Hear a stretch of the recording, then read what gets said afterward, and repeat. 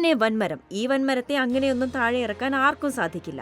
കഴിഞ്ഞ കുറച്ച് മണിക്കൂറിനുള്ളിൽ ലോകത്തെ ഓഹരി വിപണിയിലുണ്ടായ മാറ്റങ്ങൾ കൊണ്ട് തന്റെ പദവി നഷ്ടപ്പെട്ടെന്ന് വിഷമിച്ചിരുന്ന ഇലോൺ മസ്ക് പൂർവാധികം ശക്തിയോടെ തിരിച്ചെത്തിയിരിക്കുകയാണ്.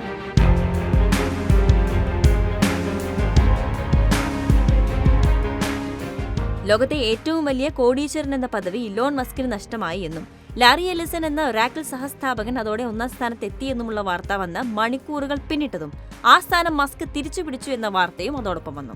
ബ്ലൂംബർഗിന്റെ ആദ്യ റിപ്പോർട്ടുകൾ പ്രകാരം ഒരൊറ്റ ദിവസം കൊണ്ടാണ് $101 ബില്യൺ ആസ്തി വർധനവിലൂടെ ലാറി എല്ലിസൺ ഒന്നാമതെത്തിയത്.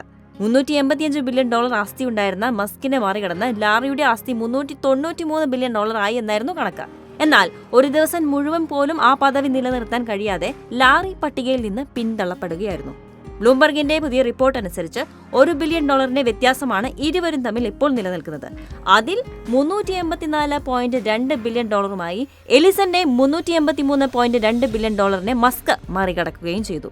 ആർട്ടിഫിഷ്യൽ ഇന്റലിജൻസിലെ വർദ്ധിച്ചുവരുന്ന മത്സരത്തിനിടയിലും ഉപഭോക്തൃ ഓർഡറുകൾ ഒറാക്കിളിന് ലഭിച്ചുകൊണ്ടിരുന്നതുകൊണ്ടാണ് റാങ്കിങ്ങിൽ താൽക്കാലിക മാറ്റം സംഭവിച്ചതെന്നാണ് റിപ്പോർട്ട്.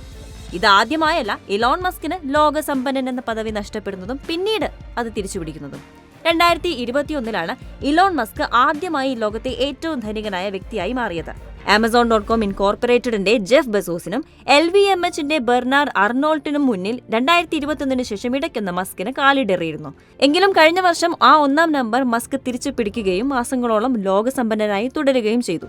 4 വർഷം മുമ്പ് മസ്ക് ആദ്യമായി ലോകത്തിലെ ഏറ്റവും ധനികനായ വ്യക്തിയായി. നിലവിൽ ഇലക്ട്രിക് വാഹന നിർമ്മാതാക്കളായ ടെസ്ലയിലെ ഓഹരിയാണ് മസ്കിന്റെ സ്ഥാനത്തിന് പ്രധാനമായും കാരണമായത്. കുറച്ചു മണിക്കൂറുകളിലേക്കാണെങ്കിലും ആദ്യമായി ലോകത്തെ ഏറ്റവും ധനികനായ വ്യക്തി എന്ന പദവിയിലേക്ക് ലാറി എല്ലിസൺ എത്തുകയായിരുന്നു.